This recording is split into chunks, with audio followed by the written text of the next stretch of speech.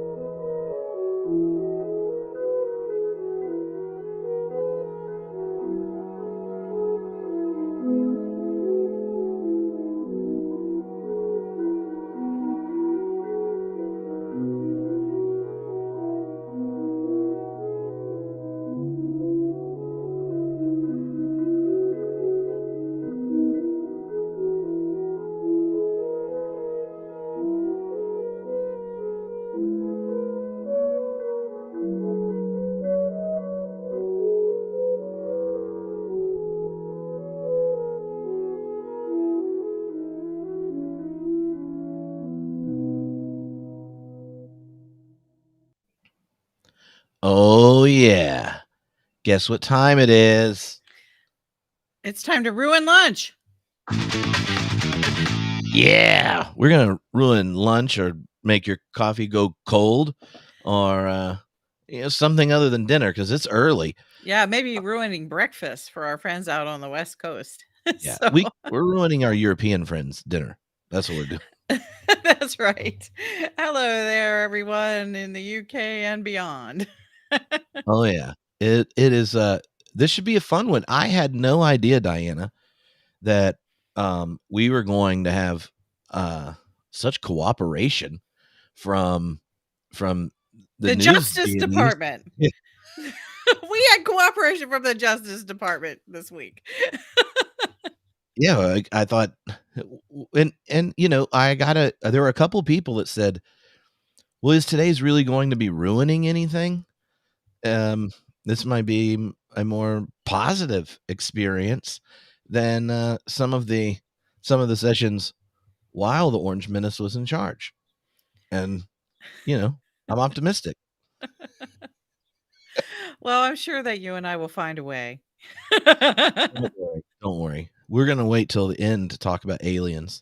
I already told Diana, I was like, she has real news stories, and like, oh, we should talk about this, Like, yeah, but the aliens. Yeah, and we'll get there because I actually kind of like that story too. So I want to hear what you have to say, but we really should jump right into it because there's no messing around with the news today. Oh yeah. I'm looking. I have the TV on opposite me with the sound down so that in case any more breaking news comes across the screen, I can see it from where I'm sitting and we can just talk about it right away. But what the headline says at the moment is just Trump indicted on 7 federal charges. And just seeing that headline, I'm not sure if I'm living in an alternative reality or if I should cheer or how I should feel about this. But one of my people last night when I sent out the link, I think she expressed it about as well as I'm feeling at this moment. She said, "I'll see it when I believe it. I'm doubting Thomas when it comes to this. I won't believe it till he's walked into jail." And it's like, yeah, that's how I feel. I'm going to have to go and visit him in federal prison to to actually believe that this is happening. But Yeah. yeah. Well, okay, so one It's of the amazing. I got a message that said I've officially stopped keeping up with the news because of these type of things. So can you make sure to give me the basic information because I don't want to go look anymore. So if anyone follows you on Twitter, they know whether or not you enjoy it all the time, you're very diligent at keeping up with what's going on. So what are the things for those that aren't a DC resident where that's your primary spectator sport is politics? Like what's going on with the indictment that you think is like important to have in front of mind? Well, I'm not a lawyer, and you and I teach theology and church history and the stuff that we do. So it's important to remember that we're slightly out of our lanes here. You're all not watching MSNBC or listening to the Bulwark right now. So just a well-informed layperson, what I understand to have happened is that last night, Trump's lawyers were informed that charges were being filed, an indictment being filed against him, lodged, I guess is the word they use, in federal court in Miami on 7 charges related to the documents case. And in relationship to this documents case, where Trump allegedly took classified documents from the White House.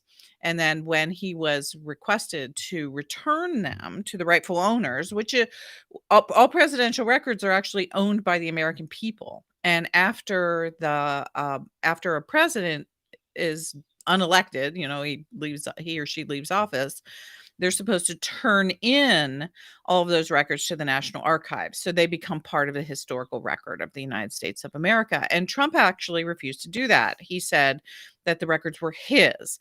And there's been all kinds of talk about this for the last, 18 months or so, where he says, I could just declassify them in my brain. And so anyway, there's been a big investigation. There were last summer, people might remember, there were searches at Mar-a-Lago, his home/hotel club in Florida. And as a result of that investigation and the appointment of a federal prosecutor, this is where we've come, is that federal prosecutor has, in front of a grand jury, deemed, the grand jury deemed that there was enough evidence to bring this whole case to trial. So that's what an indictment is. An indictment is the discovery and exploration of evidence by a body of citizens in a grand jury who determine whether the charges are real, essentially, and that a person needs to be tried before a jury of their peers. And so that's what we've got now with Trump, is that there are 7 violations of the Espionage Act of the United States of America, which is evidently nobody has seen it yet. It's not unsealed. But evidently, these charges are all related to how he handled classified materials and refused to handle those classified materials over to authorities post-presidency. So, he kept them. Or in apparently one case, he flooded he had his pool boy flood. It's always the pool boy with these people. And He got an idea from Falwell. I'm sure he did. He had his pool boy flood a storage room in Mar-a-Lago and actually destroy evidence by emptying the pool into the basement of his hotel. I mean, that one is the one that just blows my mind. I can't even imagine what, Jack Smith, the federal prosecutor who's tried war crimes cases in The Hague, he probably looked at this. What in the world would he think? So anyway, that's where we are. So we have not yet seen the indictment because it remains sealed until it's presented in court in front of a federal judge, in public. And that will be on Tuesday. And so until Tuesday, all we have are sources telling us what these charges are about. And the US news stations are doing, I think, a really pretty good job of sourcing the story. They're not reporting things until they clearly have legitimate evidence for it. But mostly all we have is Trump. And, him saying all that he can say, because he'll be the defendant and he can say whatever he likes. And he started posting last night about this on his social media network, Truth Social. And at first people didn't believe it, but it was very quickly proved to be the case. All this happened last night around 7 p.m. Eastern time. So I guess the final thing to just inform folks about regarding this story is we will know a lot more on Tuesday. And according to these different sources, and this is being reported by the best news stations and the best newspapers, this is going to be what's called a spoken indictment. So rather than just submitting, 700 pages of paperwork to a court in Florida and then having the court look that over and then asking Trump, how do you plead? And Trump's going to say not guilty, obviously, but and then a trial date will be set.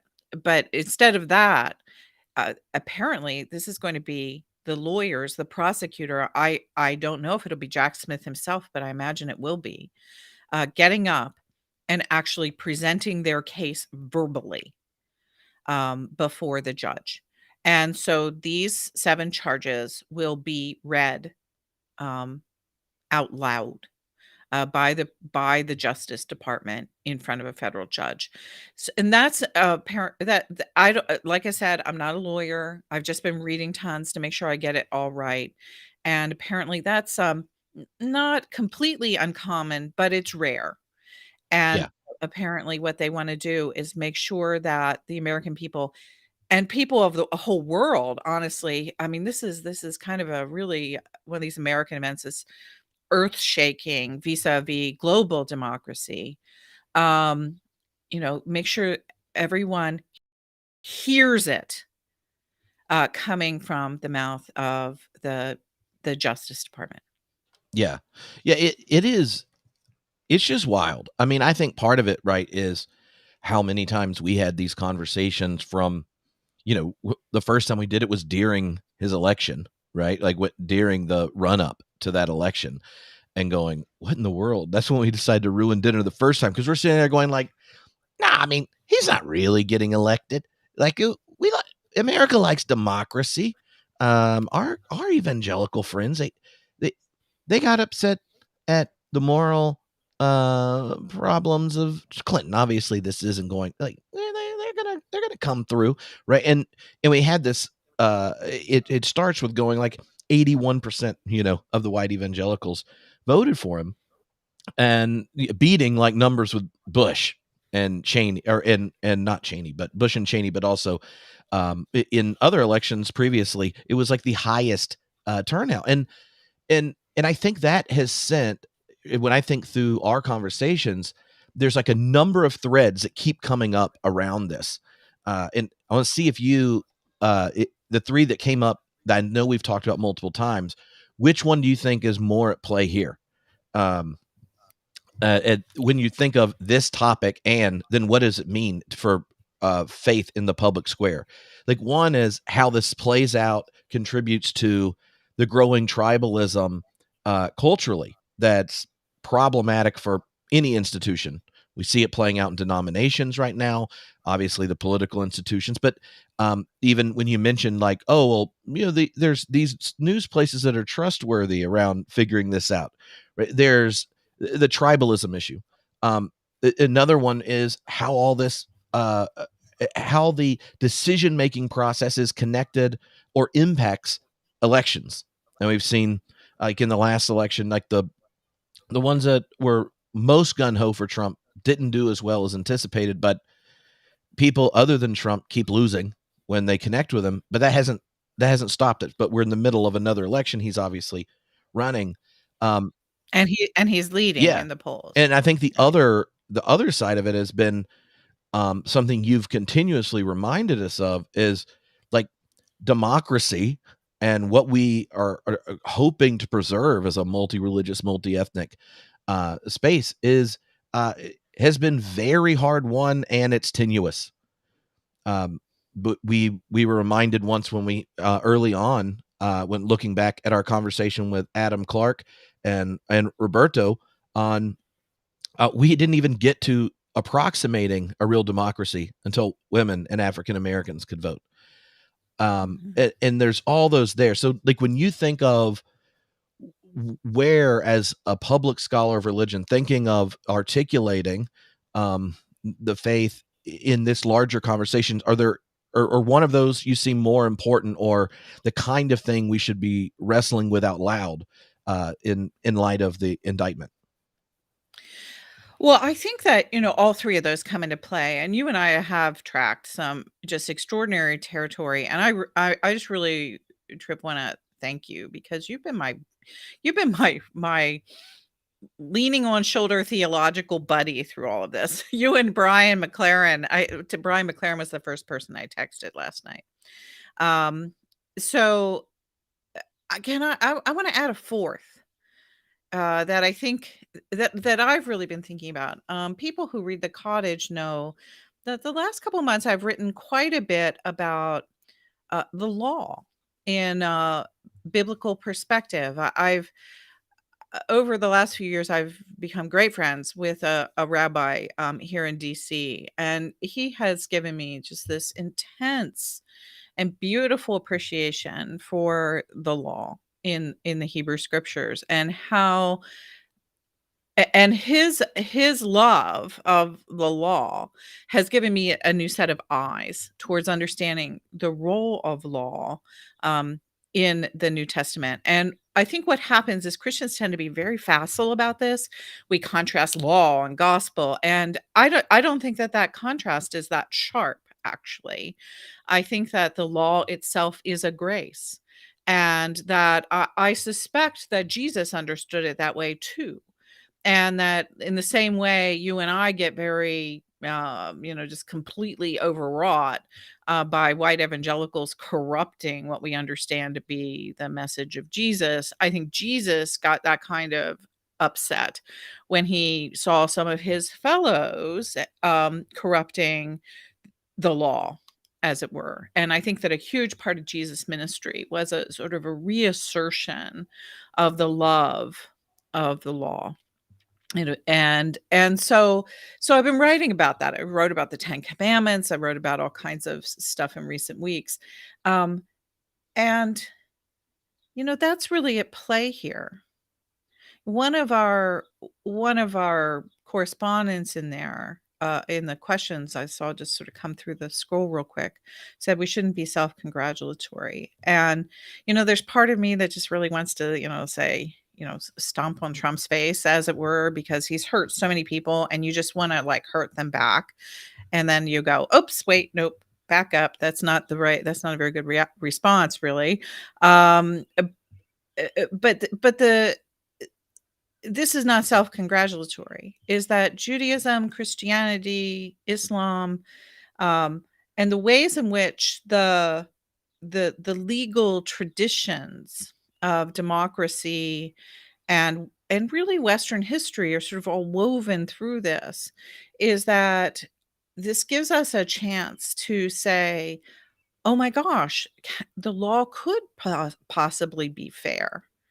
And this is something we have really struggled with, I think, in the last several years in the United States, is the idea of the law being unfair and the law not being just, but the law being complicit with injustice. And so we've seen that in cases related to race in the United States, and people might remember the response when the police officers in Minneapolis were actually convicted of killing George Floyd. There was this sort of burst where, some people were like, oh, yeah, go get the pigs kind of thing. But the real, I think, relief was the law can work for everybody.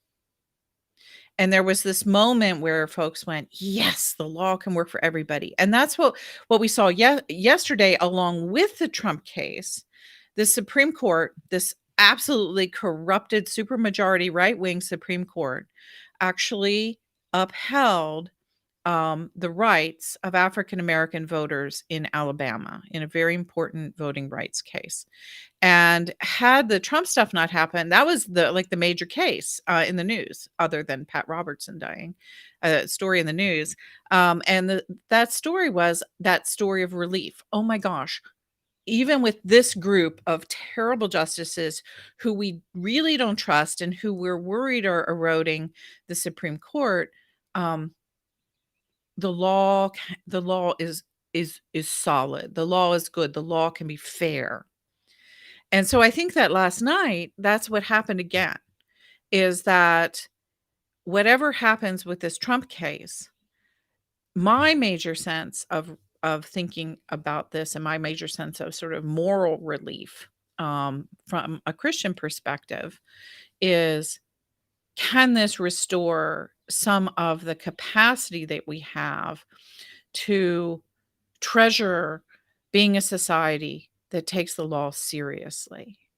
And, um, and that law, the idea of the goodness of the law and true justice, and the law being used for the forwarding of the rights of unprotected people and for good purposes, all of that is just woven deeply into the fabric of monotheistic religions. And to be able to celebrate that, and to say, yes, this is a moment where religion and politics really do collide. They collide in sort of expected ways with the religious right and the white nationalism and all that sort of stuff, but they're also colliding in this quieter and really more important way, that is one of the well springs of democracy, through cultures that have been influenced by the legal traditions of Western Christianity. And so, that's what I really like to see. And if that's a lot for breakfast, and maybe people were expecting Diana to go a lot lighter, but that's what I'm really thinking about. I'm thinking about the beauty of the law Mhm. and its moral and theological power in reorienting a society towards its best visions of flourishing and a common good. Mhm. Okay, I that's that's really fascinating to me. Um, it connects to some things I've been thinking about because I'm working on this lecture for an event towards later in the summer. Ilya Dilio is going to be there, and Tom Ord. It's a open relational event, and the lecture I'm working on for my talk is an open relational understanding of religion, which has led to me reading quite a bit. And Robin Dunbar, who's evolutionary anthropologist, wrote a book recently coming out of a big research project, and he's a professor at Oxford.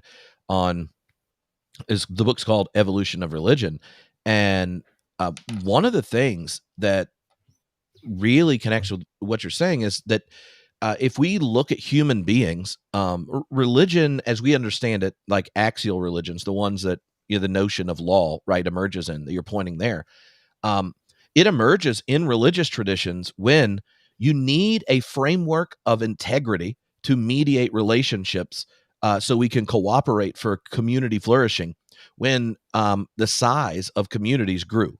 Right, Robin Dunbar's famous for that Dunbar's number. Like, human beings only really have about 150 people that they can manage to, like, know about their existence and care, identify their face, these kinds of things. And you see the shift of religion towards law-based, and what do we mean, like norming expectations that the other you meet functions there. And then there was this big shift. The next big shift was the emergence out of the legal traditions of religious communities, towards the nation state in response to the 30 Years' War. Right, in Europe, when religious diversity starts exploding with the Reformation, and no longer is the norming law, right, the Roman Empire followed by the Holy Roman Empire, and the kind of shared network where everyone shares the same kind of religious vision. Then it was, how do we norm relationships towards integrity to manage um, all these different versions of the truth, right? These different religious ones, to avoid keep having wars. So you get the nation state and you get the legal system, which comes out of that tradition, right? And I think one of the things at play that you're getting at here is what happens when people no longer have a deep trust in the legal system, which is how we managed our relationships post a shared sacred canopy, a post a shared religious vision. And that deep cynicism towards institutions, political, cultural, religious, I think is us going, oh, junk, what happens if there isn't something that we trust enough to trust it mediating our relationships with our neighbors? Yeah, that's exactly, I mean, those are the things that I'm thinking about. And, the I take no joy in those yearly Gallup surveys that come out about institutional trust. And over the last 15 years, all we have seen is numbers in every single one of those areas of institutions go down. And, it's certainly, you don't want to have blind trust in institutions. And transparency is a good thing. And we should be working on all the different kinds of issues that have made these institutions untrustworthy. But your question is exactly right.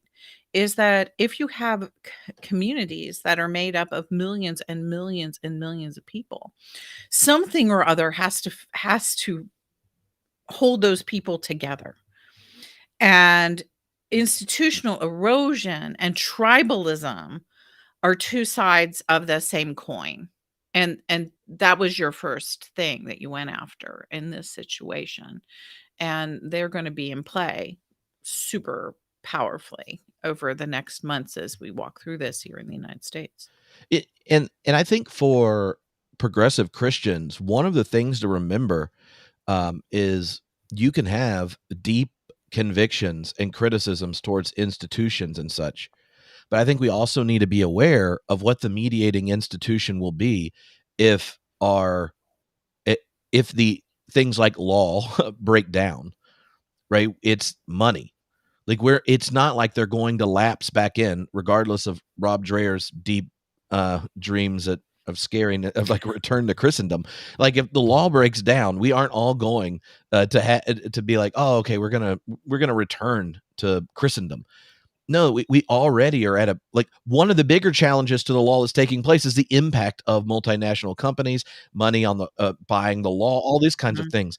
So if we don't figure out how to preserve political democracy, then then uh, the alternative for who mediates our relationships and values is worse. And that's why I like get in this situation. It's even like looking at a lot of the comments, I understand completely. They're like, oh, we don't want to stomp on the grave. We don't want to overreact. We got to attend to this. But also, like, no, he's kind of like obviously a vile human who like abrogated anything like you would want a president to do Right. at caring for the in like the well-being of the country. But then again, I thought that about George W. Bush. I thought he was a war criminal and have thought that for a long time. So like I'm sitting there going like I don't know what the right thing to do is. I feel the pull at each place, but one of the ways I think of helping think through it in ways where you're kind of I don't know, the worst emotive responses get restrained is to go uh, regardless of where your identity is attached in the public sphere, the well-being of the whole and the creating a more perfect union actually requires us learning how to relate better on legal terms. Like it just if you don't Yeah. do that and you're in a country as big and diverse as ours and a lot of guns, then I don't like who wants to discover that alternative? That's a Well, in effect, we already sort of have entered into that reality, sadly. with Trump's presidency. One of the things that I haven't ever really written about it, but I've certainly thought a lot about it, and that is, what is the difference between George Bush and Donald Trump? And the fact that so many of the Bushies, people who made terrible decisions, immoral decisions, I think, about the war and certainly some economic decisions as well. How many of those people became the never Trumpers, and how much I like them now. But so what's the difference there? And I think the difference runs around in some of this conversation that we're having is that while of course huge amounts of money and corporate interests and all of those things were at play when George Bush is president. And lots of people wrote about that, especially oil interests with both Cheney and the Bushes. Uh, George Bush still had a couple of other moral frameworks that were floating around his universe. And you could see those moral frameworks in really unexpected places. Like, I think he really did um, believe from a deep place in that idea of compassionate conservatism. And that expressed itself best in Africa policy. He did an extraordinary job in sort of reintroducing American interests into Africa by working on the AIDS crisis, development issues, paying a lot of attention to Africa issues and poverty in Africa, and that was surprising, to watch that and see that, and that came out of, I think, the fact that although I disagree with him, I called him every name in the book while the time was unfolding. I think that Bush, he wasn't just using Christianity. He was actually a Christian with whom I had significant theological differences and whose political theology was different than mine. But there were moments in which those political theologies crossed on places I think of extraordinary interest to the gospel. And then they diverged in other places. So I think that Bush had that. I think that Bush actually believed in democracy. I think that Bush actually didn't really want democracy to be completely owned by corporations. I think that he had some other stuff going on. But Donald Trump, well, once we get to Donald Trump, all that's gone. Donald Trump is a complete vacuum of a human being in terms of moral, philosophical um, commitments. His own, that book by Mary Trump that she wrote about her uncle, everybody should read that book. That book was one of the best books I ever read on Donald Trump, and I read almost all of them when they were written. And she talks about how he was just like this incredibly psychologically damaged human being from the time he was a child all the way till now, where he developed these deep wounds of narcissism and familial rejection and shame and everything else that have never been dealt with, and that he covered them up with money and power. And his commitment all the way through this whole thing, and I think this is not trashing him, this is just being honest. Donald Trump's moral commitment is to Donald Trump. And that's it. And I don't think you could say that about George Bush. And so to me, that's the sort of the trajectory of the Republican Party. It's also the trajectory of white evangelicalism in the United States. Is that there was a shift out of the sort of tenuous fragments of a Christian framework of the common good that was still present before 9/11. And then I think that 9/11 blew that to smithereens, and nobody kinda knew how to put the pieces back together again. And what we get out of that is we get for the Republicans, we get Donald Trump. And somebody wrote Money, Power, and Sex, and that's exactly right. What do people who worship themselves, um, have as their sacraments? Money, power, and Yeah. sex. Like, even, I mean, this is like kind of an aside, but I think it gets at Trump's moral intuitions. Like, he really he predicted what was going to happen with the whole live golf PGA relationship, right? Like, there were a whole bunch of people, including the head of the PGA, going like, why are we going to take this Saudi money? They're immoral, blah, blah, blah, blah, blah. Like things like 9/11 family survivors. We'd never take live money. And Trump back then on social media is like, oh, it's dumb not to go take that money because they're eventually just going to buy the PGA anyway.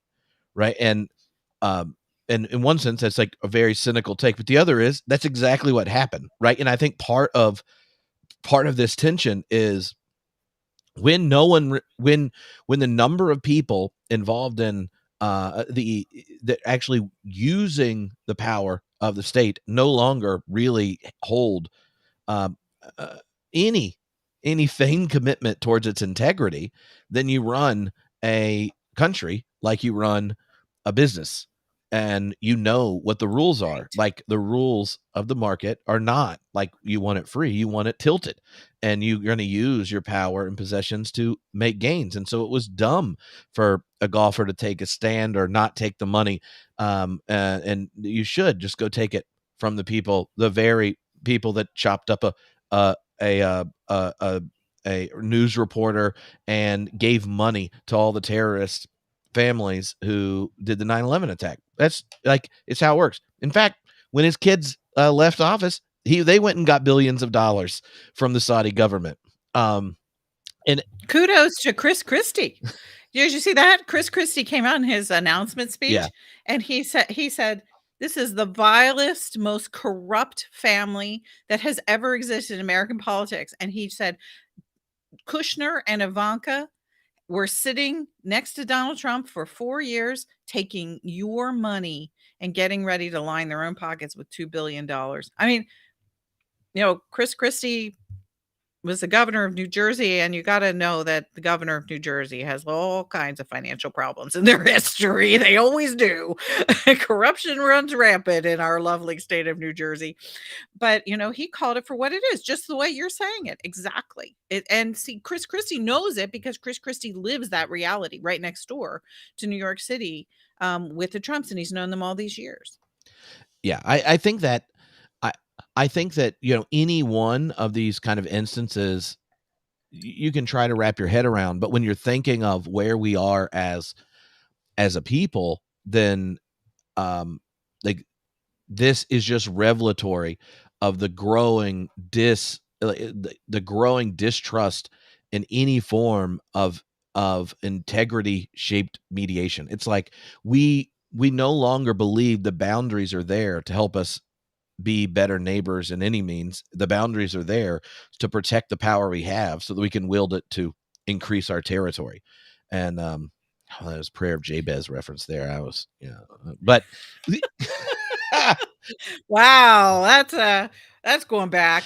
sorry for they came to mind. I know some people just started getting real worried about that Prayer of Jabez sermon series they had to hear in the mid 90s. So you mentioned briefly the Supreme Court ruling on voting rights in Alabama. What, maybe give us a brief like how you understand that court case and what it's signaling, especially for those that have been increasingly frustrated by the rights domination of the Supreme Court, despite the accessing that power may not have come by playing by fair democratic rules. Well, with everything else that's going on, I did not go and do a deep dive into looking at all the details of that ruling. But the people that I trust to inform me about Supreme Court stuff were very excited and very surprised because John Roberts was who's now the Chief Justice, of course. Maybe he was the Chief Justice when this happened the first time. He was basically the person who gutted the Voting Rights Act years and years and years and years ago by taking out, I believe it was Section 5. And everybody screamed that's going to take the teeth out of the Voting Rights Act, and sort of all of the cascading effects that we've had on our voting systems and the limitations on voting have come from that Supreme Court decision back in the Bush administration.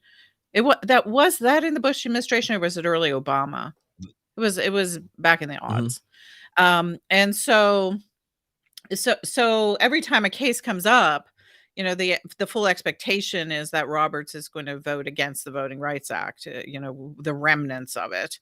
And this time he didn't. It was a case out of Alabama on gerrymandering, in which African Americans in Alabama basically sued their state for destroying any kind of cohesive power that the African American community might have in voting in a representative manner, is that they basically forced all the Black people into a single district in Alabama, chopping up neighborhoods, throwing half of cities in one particular crazily shaped gerrymandered district, and taking away a second seat for that had traditionally gone to Democratic and or Black politicians in Alabama.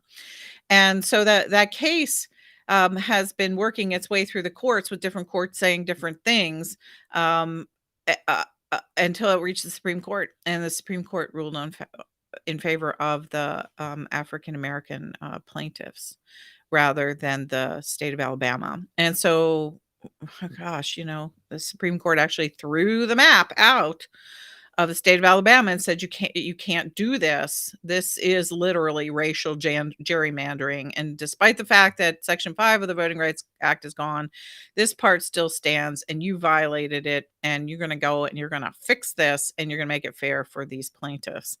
And so what has happened, and people were really surprised that Brett Kavanaugh voted with John Roberts, thus swinging the supermajority over to the more liberal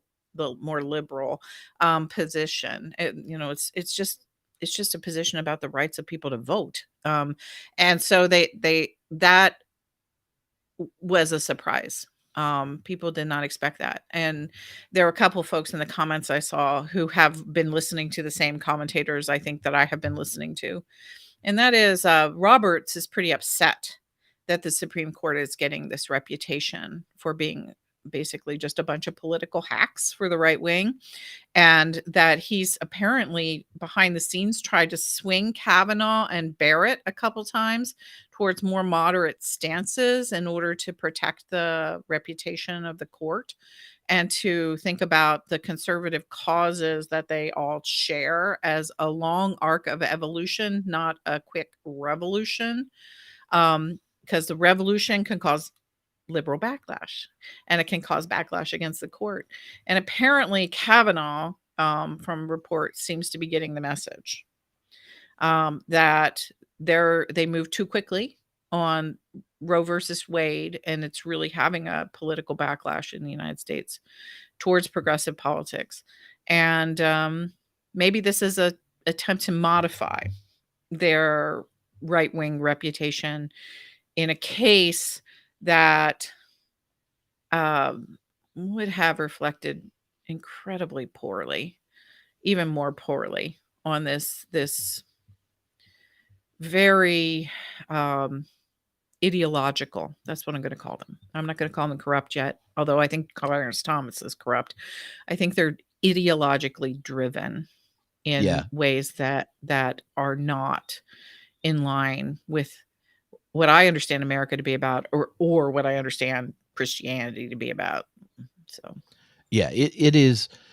Look, if that inspires him not to be running the court in the most crazy way, seems like a good one. It's just, I mean, if you think about the Supreme Court deciding that Section 5 of the Voting Rights Act isn't necessary anymore, and then striking down a law, which is basically saying, you remember what we said in Section 5, right? Like if your state, I don't know, has a certain history, like owning people, and then kept that history alive when they had to become full citizens and they were theoretically supposed to vote, and you kept trying to preserve the power of the white elite minority in areas of your state, like, you can't just pretend that you're not being animated by those inherited values, right? And so like,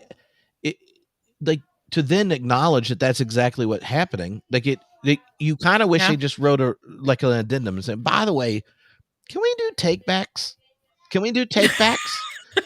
We were wrong about that thing with 5. Right. If your logic is it's not necessary anymore, and the next time you get a case about it, you're like, well, in fact, it kind of is. Like, what do? We, with that, like, rather sharp oversight. And I think that gets at how Robert's in some sense being animated by just wanting the institution to be trusted. But part of the reason it's not trusted is who's there and what the representation is not from the people anyway, right? Like if you not just like the whole like Garland postponing and then doing the opposite to force in extra people and all that kind of stuff. And obviously at the we talked about it earlier, like that. I wish Ruth Bader Ginsburg had retired and been replaced by someone else. Like there's all those things are at play. But when you result with the law is being interpreted by people that don't really represent the majority of the populace, then you're going to get a distrust. And if this is the beginning of them thinking they might have to do their job better, that's great. It's just I always get irritated when stuff like this happens, and it doesn't mean. And then Democrats, for some reason, don't think they should attempt to do anything to rectify it. I mean, I thought the same thing with the whole debt ceiling thing. I get like if one party is so uninterested in preserving the boundaries required for a healthy state, and then you constantly just kind of keep compromising or not using power in the same way, then the majority of the population represented by less of the power wielders are just going to get more animated. And the ones that get thrown under the bus when you do that aren't, right? If you just look at our so-called compromise for the debt ceiling, it wasn't the military industrial complex. They got more money. It's people that need to eat. It was like, well, we'll compromise and just screw over some poor people, not as many. And these kind of, you sit there and you go, well, at least from my perspective, I sit there and go like, well, what do we have to do to like just have someone, a party that actually is aggressive at protecting it, not like running on some playbook where you expect the other side to value democracy more than their own ends all the time. Yeah, just as you're talking, there are a couple of things that kind of come to mind. One, there's a comment that just showed up from Demi, I guess. For me, justice is the public face of love, and yeah, that's the real sort of deep tradition that I was appealing to at the very beginning of this. Is that Christians, Jews, and Muslims, people in monotheistic faith, have this expectation. We have an idea of what a great judge is, and that is Solomon or Deborah, because there are great judges in in Scripture, and there are bad judges in Scripture. Yeah, people who make the wrong moves.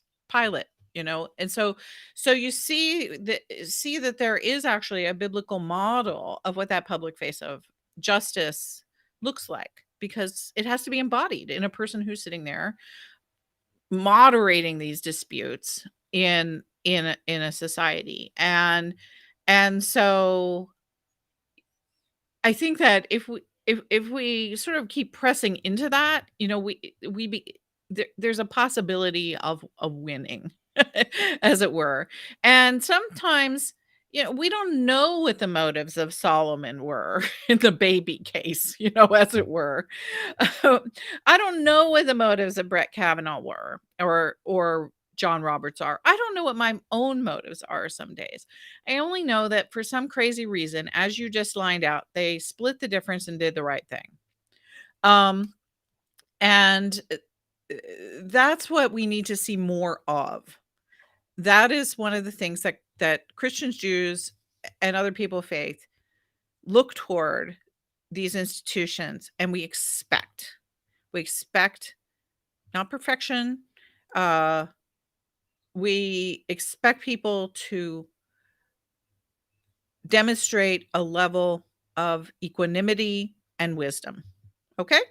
I mean, how much is really that? How much are we really asking there? That's what people expect of me.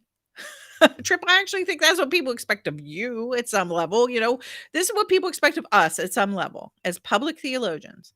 We can be ourselves, we can laugh, we can be snarky, we can swear, whatever we do. But at its heart, people who are in the communities that have gathered around the words that you and I put in the words expect some level of equanimity and wisdom to come out of our mouths and to make sense of the world and to provide for the common good. That's what we expect of justices.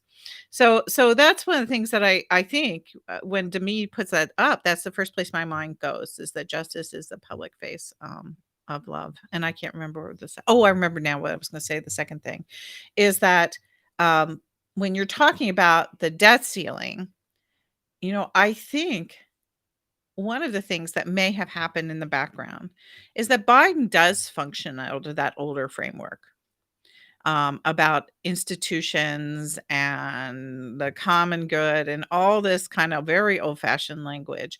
And what was absolutely fascinating to me is that um, whatever went on in the background, again, we'll never know. And we don't know what Biden's true motives are. We don't know what McCarthy's true motives are. None of these things. But what we can see are some results.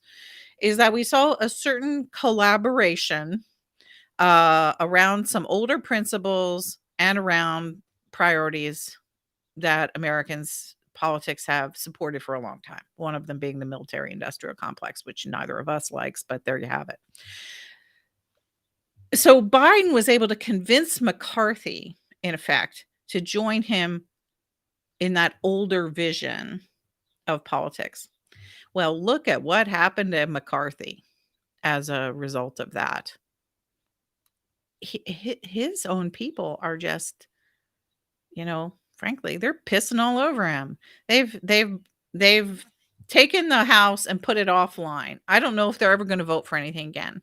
Um, I was at a restaurant the other night on Wednesday night, right after this whole big thing where this rebellion that's going on in DC against McCarthy, led by the hardcore white nationalist right wing Republicans that are in the House. One of those people is a guy named Chip Roy from Texas, and he was sitting in the restaurant where I was. He was celebrating. He wasn't even holding a powwow, planning more. He was just like out there in the world. Hey, we got McCarthy, you know, and frankly, those people now hold all the power.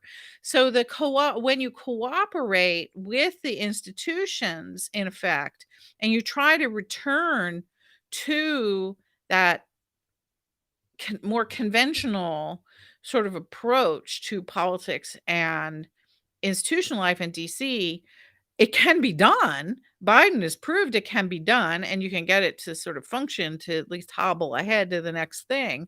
But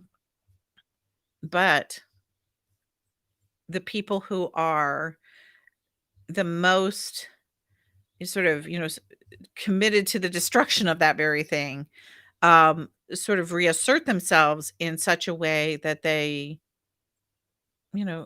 proving they have an enormous amount of power. Yeah. So you mentioned wanting to talk about the new report from the Southern Poverty Law Center. I only know Twitter headlines. So the report around hate and extremism in America.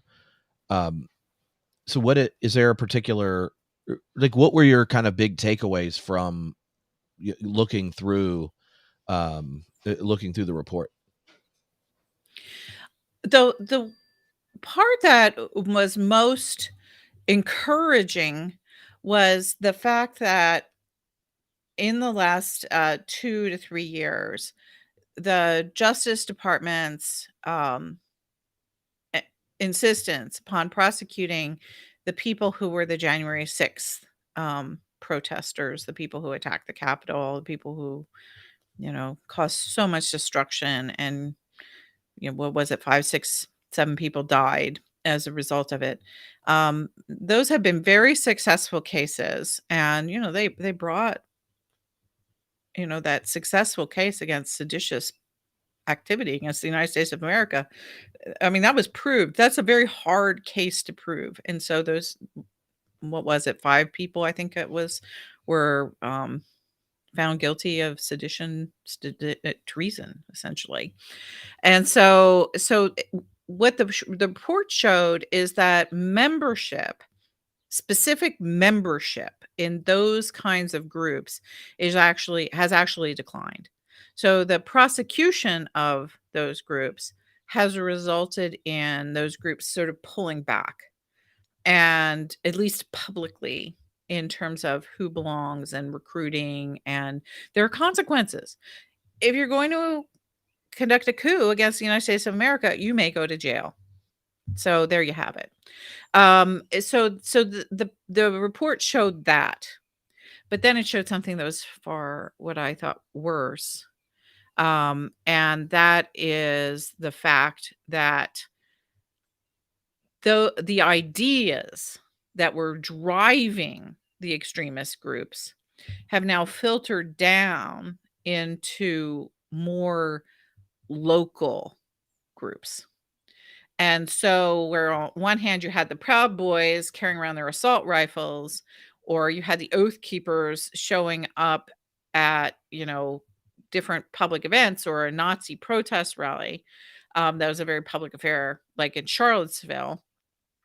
Now what you're having are Moms for Liberty, which is ostensibly kind of like a Bible study on the Constitution, by suburban white moms, showing up at school board meetings, with these sort of driving, ideologies of Christian nationalism, that are pushing back the sphere of rights for a number of different people, LGBTQ people, and racial minorities. And so they're the ones who've been pushing back on things like teaching Black history, and certainly about, issues related to creating safe spaces for trans kids in schools and all these kinds of things. So, like Moms for Liberty, while it looks like, like I said, your basic suburban Bible study group of moms meeting at Starbucks, they're actually a kind of infiltrated, you know, nice they're the people who look just like me, for God's sake, blonde hair, blue-eyed, waspy ladies showing up saying, "Protect our children," at school board meetings, but they believe the same stuff the Proud Boys believe. And so, that's the shift. And so the Southern Poverty Law Center, report talked about that the ideologies of white supremacy, the ideologies of white Christian nationalism have been mainstreamed, into particularly suburban culture. And they said no American life right now is untouched by Christian nationalism. Yeah, I mean, that shift actually makes sense to me, just having shown back up in North Carolina, and then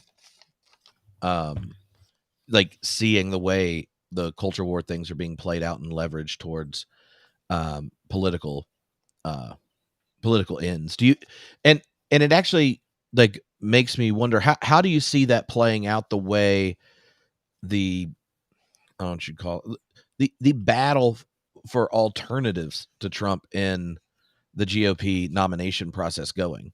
Like you could see like that kind of the Moms for Liberty thing correlates to the kind of culture war stuff you see being played out by someone like Pence or DeSantis or DeSantis, depending on how we're supposed to pronounce his name. I just wish he knew how to pronounce it. It would be like me showing up and saying, "Oh, I'm Diana Butler Bass," or is it Diana Butler Bass, or But ass. I don't know, whatever, call me whatever. Yeah. But I mean, do you think that's a I don't know. I think it at least feels to people that don't want their anxiety raised as like the kinder, gentler version of the ugly, but because it can get more response and such, can be problematic in a different way. Yeah. Well, I've been watching the Republican field, and it's like I'm a huge fan of both. Well, I'm a huge fan of the Bulwark, and I used to be a huge fan of Morning Joe, which has gotten a little bit off the rails, I think. Look at that! Watch Diana out. finally confesses that just a little bit, off the rails. But I do love the Bulwark, and one of the things, and they're almost all post-Trumpers, and they hold a variety of views, towards, classic conservatism, what I would call healthy libertarianism. I think there probably is such a thing, and, kind of what I would call moderate, old-fashioned blue dog Democrat type things. So they have a whole bunch of different perspectives on politics. And there's no over there in that never Trump world, there's no cohesion about these candidates. I mean, they there's a couple of them that say, well, anything to stop Trump. And so that even means sort of accepting the poison pill of DeSantis, whom they don't love, but they think is largely. See, I don't know what they think, because I think that DeSantis is just as bad as Trump, except he's younger, and he's sort of got more vitality, and I think he has the ability to deceive people to think he's more mainstream because he's, like, not paying Well, off I mean, porn stars. I don't know what, not that like but you're I mean, being picky, but I like think DeSantis actually wants to cut social safety net programs, and Trump I won't. know. This is what like Right. Trump is like wanting Trump in charge of anything's like getting in the car with someone on drugs. Like you just don't want to do that. But if you have like a completely sober DeSantis who's like, no, Social Security, Medicaid, Medicare, like great things to cut. Also, I have some suggestions for the education department. Like Yeah. the Yeah. or Pence, who's just like, yeah, a nationwide abortion ban. Like, you know, Cool. That's what he always so wanted. I don't know how I I don't really know how you parse the difference. It's uh like Trump is smart enough to know certain things don't work and should never be on the table because he really just wants power, And so he's like, no, we're not gonna cut grandma's food. That's Right. bad. That's bad. And the other's like, well, I mean, but the money. So Well, see, all these candidates, I mean, I go through the list and I think, oh no, Trump, anybody but Trump. And then I look, oh no, no, you can't. DeSantis. No, I'd rather have Trump than DeSantis. And then I think, Tim Scott. Oh no, he's just a weenie. So I mean, I go through the whole list. And then when I finally get down to the list, I think, you know what? Of all of these people, most of whom are Christian nationalists of some scope, who have levels of ideological commitment and bigotry that are so far beyond anything that I can even begin to swallow, that all of them make Chris Christie look normal. I mean, yeah, that's Bridgegate that's Chris Christie. that's The where we guy who get. got in trouble because he was grateful that President Obama helped clean up the federal government come clean up after a natural disaster.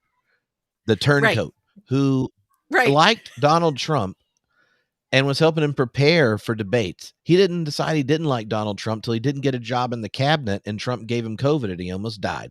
Like right, when you're like that, he's kind of reasonable. right. That's the list. You get all the way down, it's like, oh, Chris Christie doesn't look so bad. It's like, oh, jeez. What world do we live in? Chris Christie doesn't look that bad. So, yeah, that's kind of where I am. Yeah. So I'm sorry to my Republican friends out there. If you have a better choice, convince me. Well, I would I would be happy to hear it. I think the Bulwark people,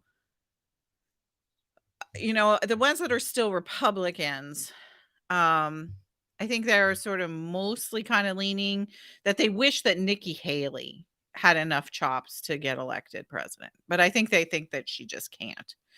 Because we are talking about the Republican Party here. So, what you have to do is like one thing you have to do is be a man to get nominated pretty much for anything that would be significant. So so that's kind of I think where that is. yeah. Well, so Oh, Asa Hutchinson, Candace Adams. Okay. Yes, Asa Hutchinson is one step above normal on the Chris Christie scale of normal. Y'all can quote me on that. The Chris Christie scale of normal. Yeah, and Look, Asa it's a lot Hutchinson better for him to yell at Donald Trump than school teachers, you know? yeah. So I had just never liked Christie because he got popular by yelling at school teachers. I'm like, they're public school teachers. Like, what? Like, you may not like an individual one, or like you may have problems with things in the school system. I think most people do because it is a giant operation. But the idea that you solve things by becoming popular for chiding them, it's like, no, I don't think we should Right. chide school teachers. Which is the opposite. Yeah, are you watching the comments in the thread right now, Tripp? Yes, and I'm also hearing, it's summer now, that there are Yes, it is. 6-year-olds having an intense Nerf battle that I think has come indoors. So anyway, Which is probably where it should be with given the air on the East Coast. But I know we only have a bit more time, but a number of people have been asking about, well, what do we do? And you were just saying what like DeSantis, et cetera, shouldn't be doing. You don't chide school teachers. And one of the things that I think that we need to be doing is not just, chiding the opposite direction, because then basically that's the sort of chiding, shaming, snarking, quote tweeting, dunking thing. That's part of the fuel. That's part of the rocket fuel of culture wars. And so one of the things I think we have to figure out how to manage on a local level is how to step out of the culture war frame. And part of that is this I do know for an absolute fact is that the all these different Republican candidates that we're just talking about, especially DeSantis and Trump, but a little bit of Pence and certainly um oh gosh, what's his name? There's another guy in that mix. Is that they want to run on culture wars because they don't want to run on the fact that like right now is the lowest unemployment rate in all of American history for African Americans. Um, they don't want to run against any kind of candidate that can say that however the economy has been managed coming out of COVID, it has been so incredibly successful on several levels that one of those levels is finally nearing full employment for Black people, which nobody has ever been able to say that ever. And so they don't want to run against there are genuine we can disagree because I know that you and I even disagree on some of the economic choices that the Biden administration has made. And Marianne Williams and I disagree on some of these things. But there are some things that are incredibly successful.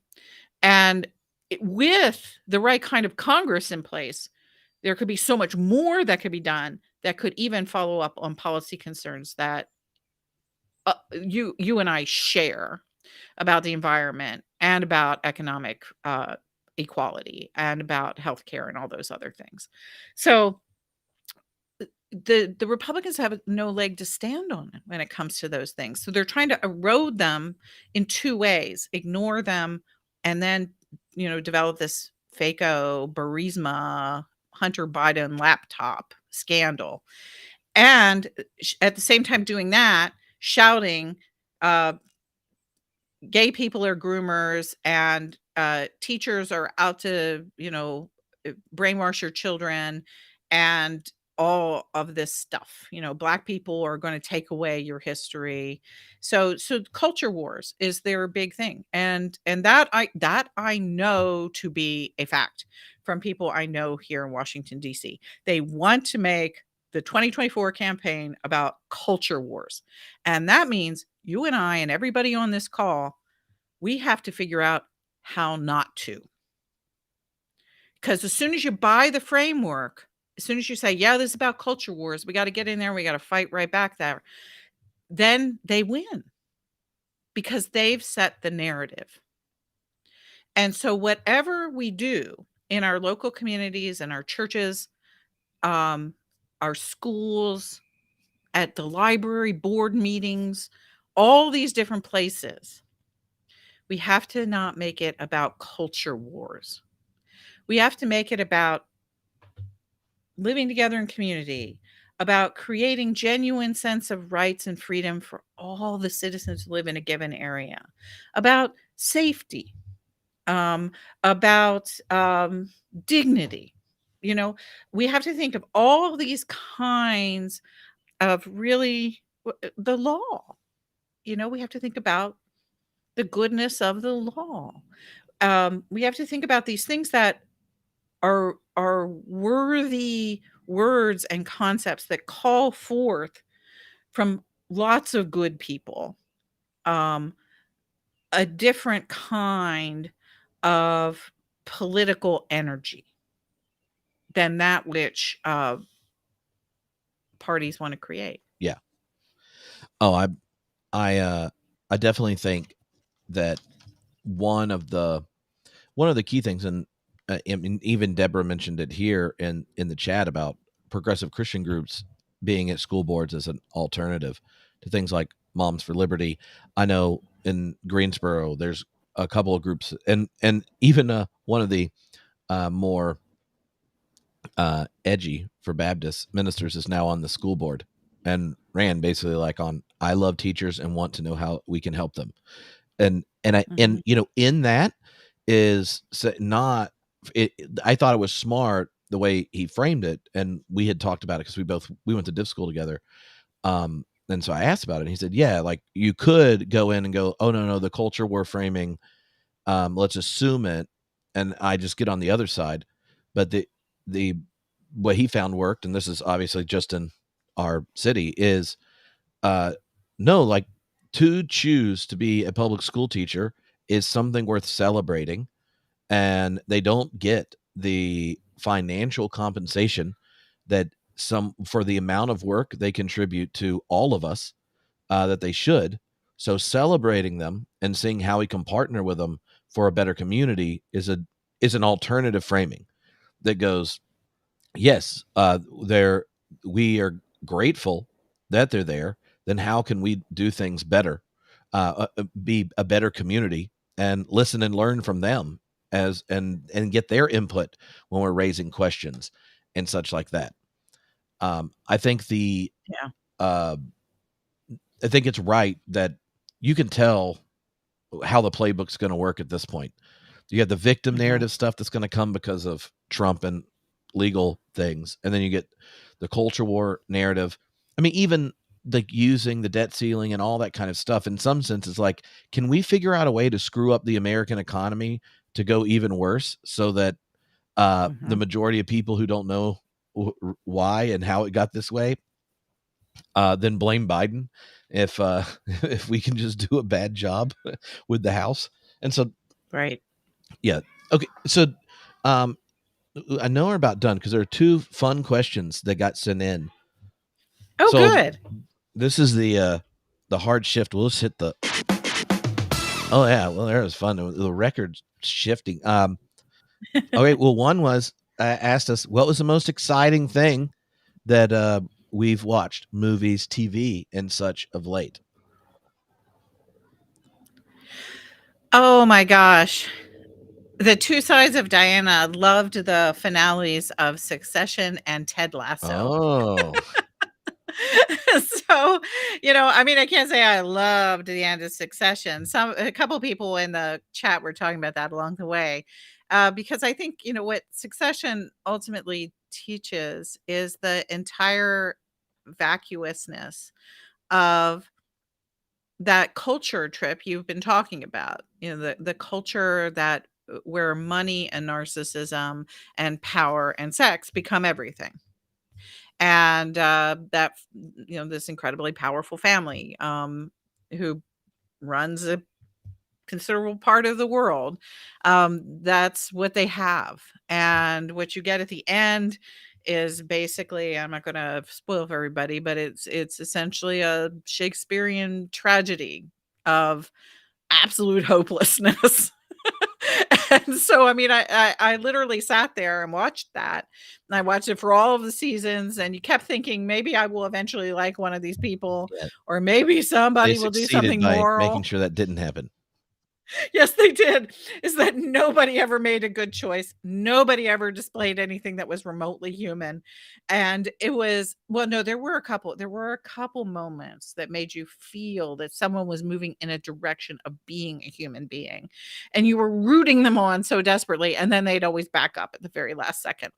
And so I think that the capacity of our narrative universe to explain the moral emptiness of the moment in which we live, or we are heading full steam, um is pretty impressive. And it's a world where, frankly, religion only served to kind of dress up the egos of a few at a wedding or funeral.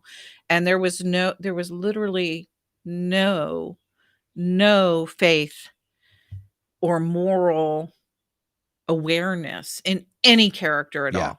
all. Oh, I love Succession. Um, I realized when talking to people about it that not everyone experienced it as a comedy. Like, I just watched it as a deep, dark comedy and laughed Yeah. regularly. I thought, and the actor that plays Kendall's my favorite. I think that character is so. I think he's a wonderful actor, and like, you watching him play, Jeremy yeah. Strong. Yeah. Oh, that is a I like, that one scene in the finale where the siblings actually are having fun for a brief moment, and you see, like, that was their childhood, that was a horrible one that set them up for the train wreck of their existence. And I was like, what does it Mhm. even look like if they go to a place where they're kind of kin again? And yeah, it was, yeah. I And the way it ended, I thought was great. Like, normally, I've been disappointed a lot of times in shows I really love at the end, and that one, I think it landed the plane in a way that fit Yeah. with the show. Yeah, it really did. And actually, Kendall was my favorite character too.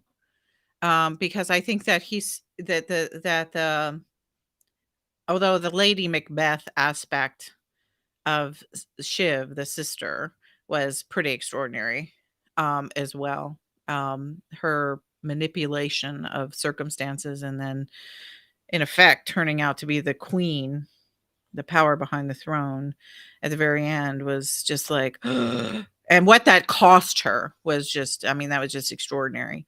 But Kendall, to me, he was almost like, the 1950s man was the man in the gray flannel suit.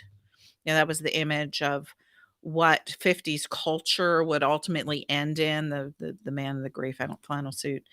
Kendall is that in now, in the early 21st century, is that the person who has everything at his fingertips, every sign of success that is possible, and then winds up in the place that he winds up. Um, so yeah, he's my favorite. But then the other side of Diana, Ted Lasso. Oh my gosh, Ted Lasso. Ted Lasso also landed the plane extraordinarily well at the end of a 3-season series. And the question they left hanging at the end of the second season, and I actually was invited on Richmond Till We Die, which is one of the leading Ted Lasso podcasts. And they had me talk about the end of the second season, and Nadia Bolz-Weber's been on that podcast too. So those guys are interested in religion and how religion has played into the whole series of Ted Lasso. And so they've talked to some really, some really interesting religious thinkers about it. So anyway, I was the last guest at the end of the second season.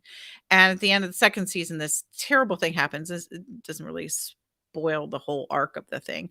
But there's this massive deconstruction where people tear up what they believe.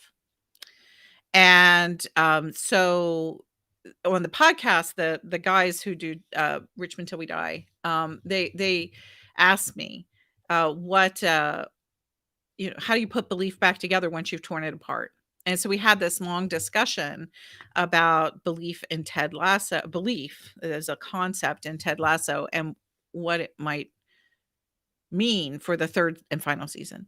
And that's what the third and final season was about, is how do you put faith back together after you've torn it apart? And honest to gosh, if they don't have somebody sitting there in that room who knows theology, I mean, I'm just sort of stunned, because they did such an amazing job with that question. I'm gonna go back and rewatch every show. They had at first it sort of started a little slow, and I was thinking, "Oh gosh, they don't know what to do." But then they knew what to do. About 3rd or 4th episode, it clicked in. It made so much sense, and it just drove through to the very end in this fantastic, unexpected, and joyful conclusion that I think leaves every Ted Lasso fan saying every minute of this was worth it for the last 3 years. Um, it was really something, and it wasn't sticky, gooey, false piety or anything. It was people who literally went through incredibly painful stuff and facing, in some senses, the worst of themselves, to come out on the other end and understand that they were more than they had thought, and that forgiveness was possible. Well, I just want everyone to know that was not a paid endorsement for Ted Lasso, but I loved it. I loved it. the Alicia's watching that. I haven't seen Ted Lasso, but the two things I would raise is I really enjoyed Guardians of the Galaxy, the new Guardians movie. It was my favorite one, and I love the Guardians movies. Yay! It tackles all sorts of themes around the nature of friendship, the questions around AI in the future. The Mighty Thor podcast, I was on it when they did their big movie review. So if you're interested, you can just go there because I have long rants about it. But right now, on Apple TV, we're in the middle of the show, the Silo. And it is, if you are into sci-fi stuff, then you're probably already watching it. But if you're not, it's like a kind of post-apocalyptic show where people live in a silo underground and have been since the destruction of things. You don't really know a whole lot about it. And it is like a post-apocalyptic political thriller where everyone's literally trapped in this silo together, and if you don't figure out how to work together, you're all going to die. And Oh it's my held gosh. in check by this like giant, miles deep layers, like a caste system and jobs, and then like the power play. It's like power politics in a post-apocalyptic silo, and it's wonderful. I interviewed Hugh, the author of the book series it's based on, because I liked it so much, and because of that, I've seen the end of the season. Watched them in advance, and it gets better every episode. So it's Apple TV Plus, Silo, and the Guards. I haven't seen the new Spider-Man, Into the Spider-Verse yet, but my People are talking about that. my They really yeah, like I've it. heard it's really, really popular among the people that would be picky about things like that. My comic book super nerd fans are like, no, they nailed it. Which the first one was so good. I'm excited. And okay, the Oh, I was gonna say Ted Lasso and Succession. Ted Lasso is on Apple Plus as well. So if you get Apple Plus, apparently you can get the Silo and Ted Lasso. And Succession is on HBO Max. And for people who don't do those streaming services, who certainly I know that some people who are my in my audience don't do a lot of streaming television. What you can do for most streaming television is after it's concluded is you can purchase it on Amazon. And so if you go over to Amazon Prime, or if you already have it, or just regular old Amazon, and you want to purchase like a video set or access to that, you can. I think all those things are probably purchasable now. So Mhm. you can just buy that rather than a subscription to a live streaming television, because that's just the way some people roll. Yeah. Well, so the last thing is, what are you excited about the rest of the summer? Like, what are you? Are there things you're looking forward to, and that kind of thing? The like tomorrow, Elgin and I leave on a road trip, which hopefully all the smoke isn't going to ruin. With my parents, it's like my parents and Elgin, my son that just finished, oldest that just finished his freshman year of high school. He designed the road trip with my dad and mom, and so we're going to go up. We're going to go to Orioles game on the way up, and then spend a couple days at Gettysburg doing the big history tour with like the person that trains the history tour people, because my son's like very big history nerd with lots of questions. Neat. Um, Mhm. and then we're going to the Phillies Dodger game and coming back. So Great. I'm pretty pumped about that. Uh, high quality road tripping with Elgin and my parents, baseball and history. So What could be better?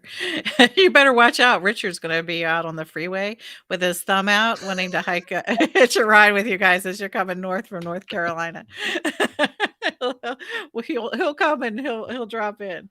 So, hey, I'm looking forward to Wild Goose, and I'm sorry that we're not going to be there together because we tried to work that out. But you're going to be with Tom Ward up in Wyoming, yeah, which I wish Tom would invite me sometime yeah, to come, Tom. because I would love that, Tom.